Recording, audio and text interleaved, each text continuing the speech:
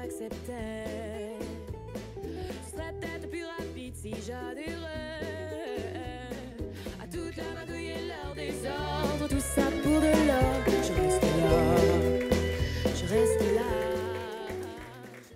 Merci. Merci beaucoup pour votre chaleureux accueil. Alors, je me présente, je m'appelle Élodie Richelet. Je suis mariée à Stéphane depuis 10 ans, depuis vendredi passé. Truc de dingue. Merci. Le temps, il passe trop vite, mais en même temps, ça passe aussi lentement. C'est un truc un peu bizarre comme ça. J'ai l'impression d'avoir passé toute ma vie avec Stéphane, mais en fait, non, c'est que 10 ans. Et pour te parler de moi, qu'est-ce qu'il faudrait que tu saches? Peut-être une caractéristique assez spécifique me concernant, c'est que je suis capable de faire danser mes sourcils. Donc, je vais vous faire une petite... Je rigole en même temps, ça le fait pas. Voilà. Mais sinon, j'aime la cuisine, j'aime trop tout ce qui est vintage. Donc, les magasins de seconde main, c'est le paradis sur terre pour moi. Et voilà. Et donc, cette chemise, par exemple, je l'ai achetée à Sioux Falls, dans le Dakota du Sud, dans le meilleur magasin de deuxième main que j'ai vu de ma vie. Il y avait même une veste qui appartenait à un aviateur qui a fait la Deuxième Guerre mondiale. Et franchement, j'étais à 2 doigts de l'acheter, juste pour pouvoir la montrer chaque fois que j'ai des gens chez moi. Mais je me suis dit que... Enfin, voilà. Donc ça, c'est un peu mes petites lubies, mes petites passions. Et puis sinon, j'ai des grosses passions. Et une de mes passions, c'est que je suis passionnée par l'humain et par les relations. Et une autre de mes passions, c'est que j'aime tellement l'église locale. Et ça fait 15 ans que je suis passionnée par l'église locale. Et cette passion de l'humain, j'en ai fait mon métier, parce que je suis travailleuse sociale. Je travaille avec des adolescents en grande difficulté dans une institution sur Genève. Et ces adolescents, ils me touchent tellement, parce que c'est une période de vie qui est extrêmement intense, comme tu le sais. Et puis, c'est souvent un moment dans la vie où ces jeunes, ils sont en réaction face à un environnement. Et ce n'est pas forcément une réaction qui est néfaste, mais souvent la manière de réagir, elle est destructrice pour eux. Et moi, ça me parle, parce qu'en fait, peut-être que tu ne sais pas ça de moi, mais j'ai un côté assez rebelle.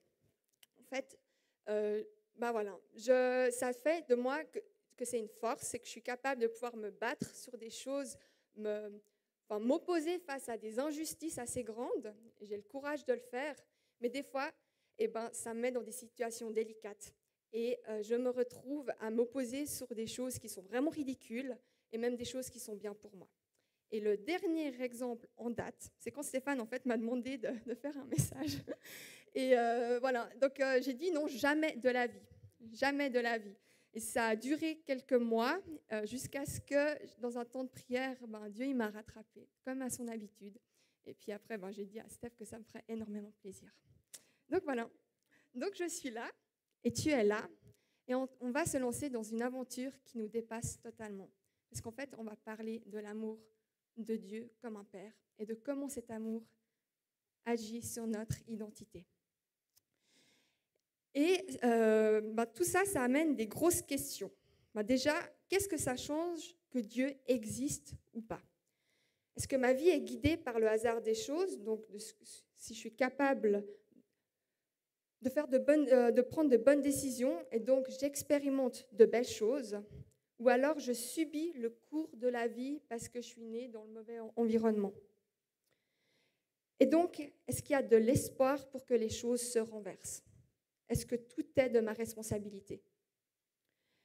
Ou si Dieu existe et qu'il est indifférent à nous, à quoi ressemblerait notre expérience de la vie sur la terre? Comment est-ce que je peux traverser des tempêtes de la vie avec un Dieu qui est indifférent à ma réalité? Est-ce que je suis tributaire de son intérêt? Et s'il y a un Dieu qui s'intéresse à toi, qu'est-ce que ça changerait dans ta vie? Est-ce que je pourrais traverser les monts et les vallées en sachant qu'il y a un espoir qui dépasse cette vie? Comment est-ce que ça impacterait mon identité? Être aimé changerait mon rapport avec moi-même et avec les autres? Et est-ce que ça changerait le sens de ma vie? Et toutes ces questions sont centrales à la foi chrétienne. Et aujourd'hui, on va regarder ce que la Bible dit de Dieu et dit de nous. Et on va se plonger dans l'histoire de Jonas et du peuple de Ninive. Et j'ai choisi cette histoire parce que Jonas, c'est un gars qui était sacrément rebelle. Et si tu ne connais pas cette histoire, c'est en fait, il a refusé de faire ce que Dieu lui a demandé. Il s'est enfui et dans son grand malheur, il s'est fait bouffer par un gros poisson. Et souvent, moi, je dis que s'il y avait une deuxième personne qui devait en liste pour se faire manger par un gros poisson, ça pourrait être moi. Voilà. Je ne sais pas s'il y a d'autres personnes qui se retrouvent dans cette caractéristique. Non, mais j'aime beaucoup cette histoire parce qu'en fait, elle parle de la grâce de Dieu. Donc voilà. Donc, il y a le peuple de Ninive, un peuple qui appartient aux Assyriens.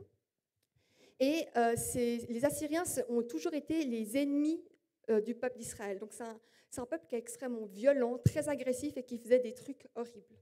Et en fait, Dieu, à un moment donné, il a mis un stop. Il a dit, maintenant, j'aimerais que ce peuple puisse changer.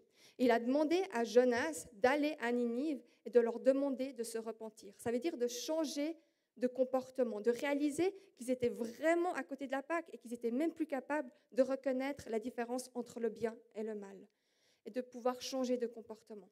Et en fait, Jonas, il détestait le peuple de Ninive, peut-être pour des bonnes raisons, puisqu'il se faisait massacrer par les Assyriens, mais malgré ça, il a refusé d'aller à Ninive et il a pris la poudre d'escampette. Il a essayé de partir le plus loin possible.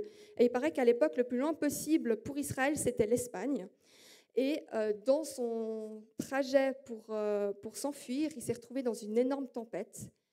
Et il a failli mourir. Il se noyait. Et Dieu a orchestré un énorme miracle. À la suite de ça, Jonas décide d'aller à Ninive pour dire aux Assyriens qu'il fallait qu'ils changent de comportement. Mais à son grand malheur, les Ninivites, ils ont changé de comportement. Ils se sont rendus compte qu'ils étaient vraiment à côté de la plaque. Et lui, il n'a juste pas du tout supporté. Il n'a vraiment pas compris que Dieu ne veuille plus les exterminer. Voilà. Et tu sais comment on appelait le prophète Jonas ? Je vous ai pas mal parlé tout à l'heure, c'est peut-être un petit... En fait, on l'appelle le prophète rebelle. Moi, je me dis que c'est un sacré tard de passer toute l'histoire de l'humanité avec un nom comme ça, prophète rebelle, waouh. Et en fait, cette histoire, elle ressemble étrangement à une autre histoire de la Bible que Jésus a amenée, qui est la parabole du fils prodigue. Et aujourd'hui, on va regarder les similitudes entre ces deux histoires.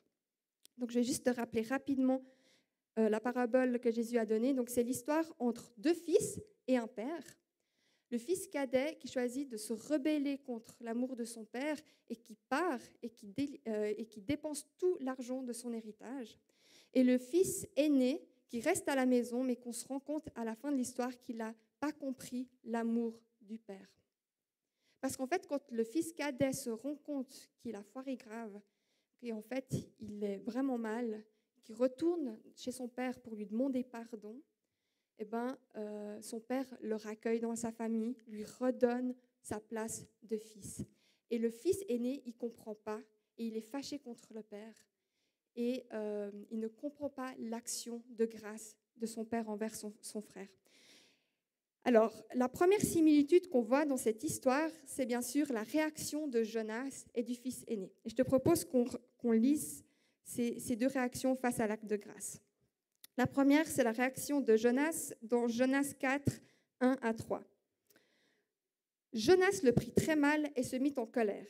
Il adressa cette prière à l'Éternel. « Ah, Éternel, je l'avais bien dit quand j'étais encore dans mon pays, et c'est pour prévenir cela que je me suis enfui à Tarsis, car je savais que tu es un Dieu plein de grâce et de compassion, lent à te mettre en colère et riche en amour, et que tu renonces volontiers aux menaces que tu profères. Maintenant, Éternel, prends-moi donc la vie, car la mort vaut mieux pour moi que la vie. » Donc Jonas, il est en train de dire qu'il préfère mourir que de voir un peuple se repentir et changer de comportement. Et voilà la réaction du fils aîné qui se trouve dans Luc 15, 28 à 30. Alors le fils aîné se mit en colère et refusa de franchir le seuil de la maison. Son père sortit et l'invita à entrer. Mais lui répondit, « Cela fait tant et tant d'années que je suis à ton service. Jamais je n'ai désobéi à tes ordres. Et pas une seule fois tu m'as donné un chevreau pour festoyer avec mes amis. Mais quand celui-là revient, ton fils, qui a mangé ta fortune avec des prostituées, pour lui, tu tues le veau gras. » Une drôle de similitude, hein? Jonas, il se rebelle contre l'amour de Dieu parce qu'il ne comprend pas que ce soit possible que Dieu n'exécute pas ce peuple et qu'il les laisse sauves. Il ne comprend pas cet acte de grâce. De la même manière qu'en fait, le fils aîné ne comprend pas l'acte de grâce du père de réaccueillir le fils dans la famille malgré ce qu'il a fait. Et la deuxième similitude qu'on va voir aujourd'hui, c'est la réponse qu'ils vont recevoir. Donc on va lire tout de suite maintenant la réponse du père envers son fils aîné. « Mon fils, lui dit le père, tu es constamment avec moi et tous mes biens sont à toi. Mais il fallait bien faire une fête et nous réjouir, puisque ton frère que voici était mort et qu'il est revenu à la vie, puisqu'il était perdu et voici qu'il est retrouvé. » Ce qu'on voit ici, c'est que comme l'histoire du fils prodigue, l'histoire de Jonas, on va voir juste après, elle parle de l'amour du Père. Déjà, on peut comprendre l'amour du Père, de Dieu en tant que Père auprès de Jonas de cette manière-là. Il choisit d'utiliser Jonas pour quelque chose de plus grand que lui, quelque chose qui le dépasse. Et ça, pour chaque être humain, c'est quelque chose qui brûle en nous. On a besoin de se sentir utile pour la société, utile pour notre famille, utile pour notre travail. Et Dieu, dans son amour, choisit d'utiliser Jonas. En plus de ça, Jonas, il se rebelle, mais Dieu choisit de le sauver et il orchestre un miracle de fou parce qu'à la place de la noyade, il se fait bouffer par un gros poisson. Mais c'est ce qui va le sauver. Et malgré le fait que Jonas reste consterné et dans sa position que ce qui est en train de se passer, ce n'est pas juste, Dieu choisit quand même de l'utiliser et il ne va pas lâcher jusqu'à ce que ce qu'il a envie qu'il se passe pour le peuple de Ninive se passe. Et ça, pour moi, c'est quelque chose que je trouve complètement dingue. Dieu, son amour, il dépasse notre bonne volonté et notre disponibilité. Et alors, l'amour de Dieu pour le peuple de Ninive. Là, on va lire la réponse que Dieu donne à Jonas à la suite de son pétage de plomb. Donc, l'Éternel lui dit, « Tu t'apitoies sur un ricin qui ne t'a coûté aucune peine, que tu n'as pas fait pousser et qui est sorti de terre en l'espace d'une nuit et a péri la nuit suivante. Et tu voudrais que moi, je n'ai pas pitié de Ninive, cette grande ville où vivent plus de 120 000 personnes qui ne savent pas distinguer le bien du mal, sans compter des animaux en grand nombre. » Donc Dieu est en train de dire à Jonas, tu es en train de t'attrister parce qu'il y a une petite plante qui a poussé hier puis qui est morte aujourd'hui, mais tu me reproches que moi, je puisse avoir de la compassion pour un peuple que j'ai créé, que je connais et que je vois qu'ils n'arrivent même plus à discerner le bien du mal. Et dans cette histoire, ce qu'on voit, c'est qu'on voit le caractère de Dieu comme un caractère qui est juste et gracieux, même envers le peuple ennemi d'Israël. Et en fait, on voit même qu'il est prêt il fait tout. En fait, il ne lâche pas jusqu'à ce que le peuple de Ninive puisse entendre le message et puisse décider, faire un choix, s'ils sont prêts à changer ou pas. Et pour moi, c'est un caractère qui est essentiel à l'amour de Dieu, cette histoire de choix. Donc, ce qui est important à la fin de cette histoire de Jonas, c'est de voir cette histoire à la lumière du Nouveau Testament. Ça veut dire de comment ça parle de Jésus. Parce qu'en fait, cette histoire, c'est une image du plan de Dieu au travers de Jésus qui vient sur la terre pour nous. Parce que Jésus, il a choisi d'aller auprès des gens qui n'étaient pas forcément les personnes les plus incroyables, les plus respectables de l'époque. Il a choisi d'aller auprès des gens qui en avaient besoin. Et il a même été auprès des ennemis du peuple d'Israël. Et comme dans le Fils prodigue, je ne sais pas si vous savez c'est ça, mais le contexte de l'histoire du Fils prodigue, c'est Jésus qui répond aux religieux de l'époque qui lui disaient « Mais comment ça se fait que tu passes du temps avec ces gars-là ?» Et bien Jésus donne cette image d'un père qui est aimant, qui va et qui raccueille en fait son enfant qui est perdu. Donc en gros, ces histoires, elles permettent de mieux comprendre l'amour de Dieu pour nous. Parce que la Bible dit qu'en fait, ces personnes, ce que Jésus est venu, c'est nous en fait. Et ça montre aussi ses motivations envers nous. Tu vois, Jésus, il a passé tout son ministère à montrer cet amour unique qu'il avait avec le Père, à montrer cette relation qui est complètement folle parce que c'est une intimité qui n'était jamais vécue auparavant et que personne n'avait vue sur la terre.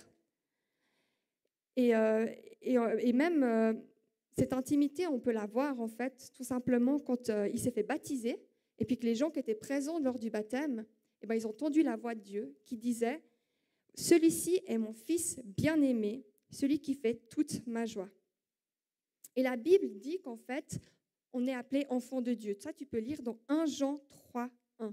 Voyez quel amour le Père nous a donné pour que nous soyons appelés enfants de Dieu, et nous le sommes. En fait, c'est complètement révolutionnaire parce que la relation que Jésus il a avec Dieu le Père, il dit qu'en fait, nous, on a accès à la même qualité de relation. Parce qu'en fait, on a le même rôle, on a la même appellation, enfant de Dieu. Et en fait, déjà pour l'époque, c'était complètement révolutionnaire d'imaginer Dieu comme un père, parce que pour eux, c'était Dieu le créateur.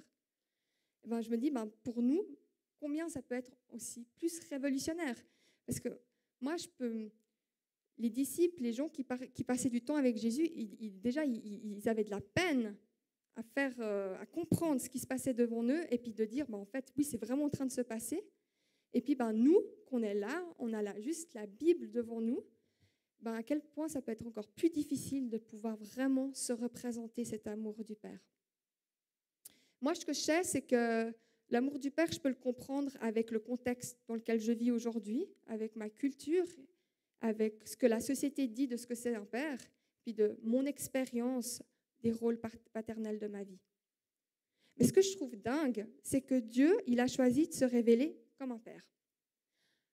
Père, c'est une figure que tout le monde connaît, de toutes les époques, de toutes les cultures, de toutes les ethnies. Un père, ça existe partout et ça a toujours existé. Parce que c'est quoi un père? Celui qui nous a conçus, c'est facile. Et le rôle d'un père, c'est aussi un protecteur. Parce qu'avec le rôle de père vient une mission qui est importante. Et en fait, Dieu, il choisit de se révéler, non pas seulement comme notre créateur, mais aussi comme notre rédempteur. Ça veut dire que c'est celui qui nous rachète de nos erreurs. C'est celui qui nous pardonne de nos erreurs et qui nous protège des conséquences de ces erreurs. Et c'est complètement dingue. Et comme on voit dans l'histoire de Jonas avec le peuple de Ninive, eh ben, Dieu il s'est révélé comme il a révélé son caractère de père en donnant la possibilité à ce peuple de changer. Et comme dans le Fils prodigue, Dieu il révèle son esprit de père en donnant une chance à ce fils de revenir à la maison et de changer.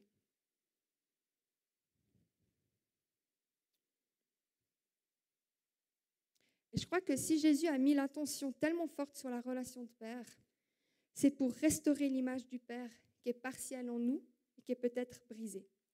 Je ne sais pas si tu sais, mais rien que dans l'évangile de Jean, Jésus utilise le mot Père 109 fois. Et dans les 4 évangiles, tu as 170 fois le mot Père qui vient de Jésus. Et ce n'est pas seulement mon Père, mais il dit aussi ton Père, votre Père. Donc en fait, il est en train de dire que ce qu'il vit avec son Père, c'est ce qu'on peut vivre avec Dieu. Et donc si toi, tu galères avec avec cette vérité que Dieu est ton Père, qui veut être ton papa, je t'encourage à lire l'évangile de Jean. Et puis chaque fois que tu vois le mot Père, tu t'arrêtes dessus, tu médites, tu prends le temps qu'il faut et tu le laisses agir sur ces paroles-là. Parce que je crois que quand tu expérimentes l'amour de Dieu, ce que la Bible dit de toi devient vrai. Parce que tout ce qui est écrit dans la Bible est vrai, et souvent ce qu'on vit est en décalage avec ce qui est écrit. Mais en allant chercher ces vérités, en laissant Dieu te donner cet amour, ça devient vrai pour toi. Et j'ai envie de te parler de la fois où j'ai vécu l'amour de Dieu le plus fort de ma vie. Et voilà. Ça, c'était pas du tout voulu. J'ai déjà raconté cette histoire tellement de fois, je crois que c'est bizarre. Et bref. Je peux avoir un peu d'eau, Steph, parce que je commence à avoir la bouche pâteuse. Merci.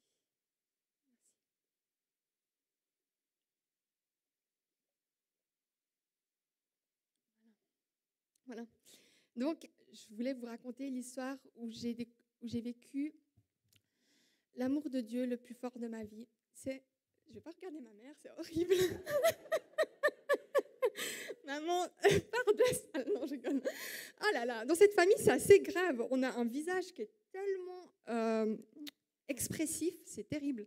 Le masque, ça m'aidait bien parce que ça cachait beaucoup de mes émotions. Oh, purée. Donc voilà. Non, ce que je voulais vous raconter, c'est l'histoire où en fait, c'est la fois où j'ai dit à mon grand-papa paternel, je t'aime et je te pardonne. Et pourquoi, en fait, je vous raconte ça? C'est parce que, en fait, mon grand-père, c'était quelqu'un qui était particulièrement méchant avec moi et qui était humiliant et très dénigrant. Et en fait, j'ai fait tout un chemin où j'ai un jour décidé de lui pardonner et de l'aimer malgré ses intentions néfastes à mon encontre. Et puis, j'avais même pu l'expérimenter parce que dès le moment où j'ai choisi de le pardonner, eh ben, il n'a pas changé. Il est resté tout simplement méchant. Et pendant toutes ces années, eh ben, j'ai pu mettre en pratique ce que j'avais décidé, ça veut dire de le pardonner et de l'aimer. Et par contre, j'ai jamais pu lui dire, jusqu'au jour où je me suis retrouvée dans cet moment juste incroyable. Je me retrouve face à lui, yeux dans les yeux, et je lui dis, grand-papa, je te pardonne et je t'aime. Et vous savez ce qu'il m'a répondu? Il m'a répondu, mais moi, je ne t'ai jamais aimé. Ouais. Et son regard était tellement vilain. Et ça aurait pu être un coup de poignard dans le cœur, mais le moment où ces paroles sont venues, j'ai senti la présence de Dieu prendre toute la place et me prendre dans ses bras. Et j'ai entendu ces mots qui étaient encore plus forts. Mais moi, Elodie, je t'aime. Et j'ai pu dire à mon grand-père, c'est pas grave que tu m'aimes pas. Moi, je te pardonne et je t'aime. Et ça a été la dernière fois que je l'ai vu, parce qu'après, il est décédé quelques jours plus tard. Et bref, je suis émotionnée, comme tu peux le voir. C'est pas tant, je suis pas émotionnée à cause de la peine ou bref, cette injustice, de ne pas être aimée par son grand-père. C'est pas du tout ça. Je suis émotionnée parce que chaque fois que je me rappelle de cette histoire, la seule chose que je vois, c'est l'amour de Dieu. Et je revis cette expérience d'être dans ses bras et ces mots qui reviennent. Et moi, Elodie, je t'aime. Et cette expérience, elle a restauré quelque chose de mon identité. Et si je t'en parle aujourd'hui, c'est parce que je crois que expérimenter l'amour de Dieu comme un père restaure ton identité. Et tu peux lire ça dans la Bible. Et s'il y a un passage de la Bible qu'il faut que tu t'en souviennes jusqu'à la fin de tes jours, et bien que ce soit ce passage. Puisque vous êtes bien ses fils et filles, Dieu a envoyé dans notre cœur l'esprit de son Fils qui crie « Abba », c'est-à-dire « Père ». Ainsi donc, tu n'es plus esclave, mais fils ou fille. Et puisque tu es fils ou fille, tu es héritier des biens promis grâce à Dieu. j'ai envie d'appuyer aussi avec un dernier passage. Or, notre espérance ne risque pas de tourner à notre confusion, car Dieu a versé son amour dans notre cœur par l'Esprit qu'il nous a donné. Donc en fait, Dieu, il te donne son esprit qui te dit constamment « je t'aime ». C'est quand même complètement dingue. Et Dieu te donne son esprit qui change ton identité d'enfant perdu, d'enfant illégitime ou d'orphelin, à un enfant qui est désiré et qui est chéri. Et tu es entier dans son amour. Qu'est-ce que ça change d'être fils ou fille par rapport à un orphelin? Tu entres dans une mentalité de richesse. Tu ne manques pas parce que tu es aimé. Tu es digne, tu es suffisant. Tes questions d'identité sont résolues. Tu es protégé. Tout ce qu'on dit de toi ne te définit pas. Tu as de l'autorité car tu es enfant de Dieu. Toi, l'amour de Dieu, c'est un amour qui restaure et qui protège et qui te montre qui tu es réellement dans ses yeux d'amour. C'est un amour qui n'a pas de limite et qui est plus fort que les circonstances et plus fort que ce que les gens peuvent dire de toi. Et c'est un amour qui se donne totalement et qui s'est donné totalement pour toi. Et j'aimerais finir avec cet amour qui se donne. Et l'amour qui se donne, c'est Jésus à la croix. Et j'aimerais finir avec 3 phrases que Jésus il a dit à la croix. Parce que moi, je trouve complètement dingue que Jésus, qui est sur cette croix, crucifié, qui souffre le martyre, avec tout son corps qui est écartelé, tous ses organes qui sont en train de survivre, d'essayer de survivre. Même respirer, c'est une souffrance impossible à imaginer. Et bien lui, il choisit de parler. Et il choisit de dire des choses. Et moi, je crois que ces choses, elles sont essentielles. Et elles sont essentielles pour pouvoir appuyer ces vérités sur l'amour de Dieu comme un père. Je te propose d'aller à la découverte de ces 3 choses qu'il a dites. Père, pardonne-leur car ils ne savent pas ce qu'ils font. Jésus, à ce moment-là, il montre le caractère d'amour et de grâce de Dieu. Il met en mots ce qui est en train de se passer. Il dit, je suis en train de mourir pour t'offrir le pardon de tes erreurs. Et une des manières les plus puissantes de vivre l'amour de Dieu, c'est au travers de son pardon. C'est au travers de l'expérience de son pardon pour tes erreurs. Et je ne sais pas si tu l'as déjà expérimenté, son pardon, mais j'ai envie de t'ouvrir, de proposer cette question. Est-ce que tu veux bien expérimenter cet amour au travers de son pardon? La deuxième chose que j'ai envie de surligner aujourd'hui, c'est sa réponse à ce qu'a dit le brigand qui était crucifié à côté de lui. Donc en fait, le brigand à côté de Jésus, il lui dit « Souviens-toi de moi quand tu viendras régner ».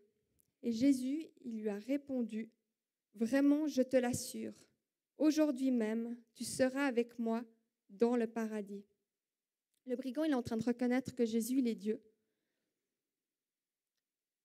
Et Jésus, par sa réponse, il vient montrer l'intention de la croix. À celui qui croit en Jésus, il a accès à une relation éternelle avec lui. Et vient montrer que ce ne sont pas les actions du passé qui donnent l'accès à Dieu, mais c'est la réponse qu'on donne à la croix. Comme la réponse que le brigand a donnée à Jésus. Et donc, ma question pour toi ce soir, quelle est ta réponse face à l'acte d'amour de la croix? La dernière chose que Jésus a dite avant de mourir, c'est à sa mère, Marie, et à son disciple Jean, qui étaient présents pendant toutes ces heures où il était en train de souffrir. Et tu peux lire, en voyant sa mère et à côté d'elle le disciple qui l'aimait, Jésus dit à sa mère, « Voici ton fils ». Puis dit au disciple, voici ta mère. À partir de ce moment-là, le disciple l'a pris chez lui. Avec ces derniers mots, Jésus il vient établir la famille de Dieu. Il vient changer la façon de concevoir la famille et dire que ce n'est pas la famille de sang qui est la plus importante. Il dit que dans la famille de Dieu, il n'y a plus d'orphelins, il n'y a plus de parents sans enfants, il n'y a plus d'enfants uniques. Parce qu'en fait, dans la famille de Dieu, il n'y a personne qui est abandonné. Il vient établir une nouvelle façon de vivre la famille. Et cette famille, c'est l'Église. Et dans cette famille, tu peux être une mère, tu peux être un père, tu peux être un frère ou une sœur, et tu peux être un fils ou une fille à celui ou à celle qui n'en a pas. Et ce que je trouve ça dingue, c'est qu'en fait, Jésus te donne cette place et dit, entre dans ma famille et sois un père, sois un frère, sois un fils, sois une mère, sois une fille, sois une sœur.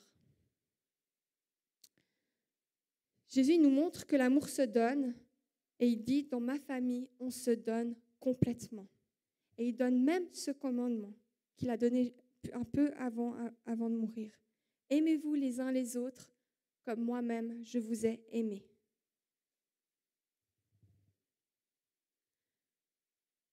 Mon message, il peut se résumer comme ça. Dieu, le Père, nous a aimés en premier.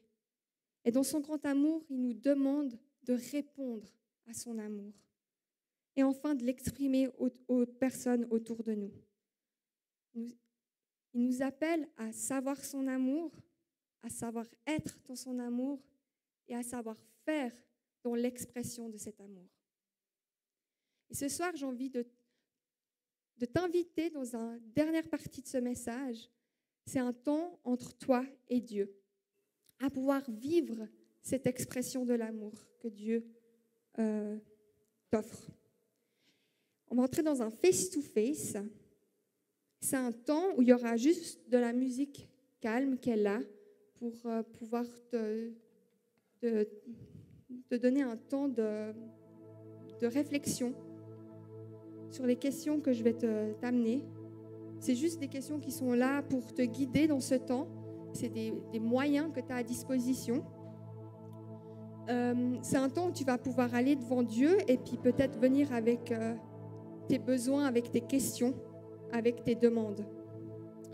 Voilà ce que je te propose, c'est premièrement de reprendre cette phrase « Pardonne-leur car ils ne savent pas ce qu'ils font ».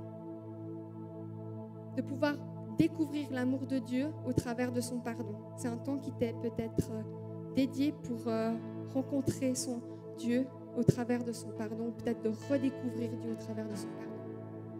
Deuxième phrase, c'est cette phrase de vérité tellement profonde. Abba Père, tu n'es plus orphelin, tu es enfant de Dieu. Ton identité est restaurée. Viens demander cette identité de fille ou de fils. Et la troisième chose que tu peux vivre ce soir, c'est au travers de ces phrases « Aimez-vous les uns les autres comme moi-même je vous ai aimé ». C'est un commandement qui est tellement puissant. Comment est-ce que tu veux exprimer cet amour autour de toi? Qu'est-ce que ça change de faire partie de la famille de Dieu? Et auprès de qui peux-tu être un père, un fils, un frère, une mère, une fille ou une sœur? Voilà. Je vais prier pour remettre ce moment et après je te laisse.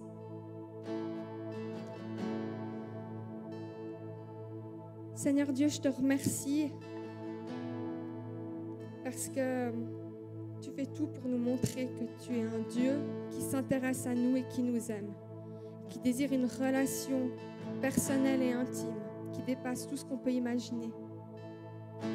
Je te remercie pour ton Fils Jésus qui est venu pour nous montrer l'accès à ton amour et nous montrer même la qualité de cette relation qui est à notre disposition. Et aujourd'hui, je prie pour chacun de nous que tu viennes révéler ces vérités, que tu viennes révéler cet esprit d'adoption. Et Jésus, chaque personne est différente et je sais que tu vas rencontrer chaque personne différemment, de la manière dont elle a besoin. Et je te remercie pour ça. Amen.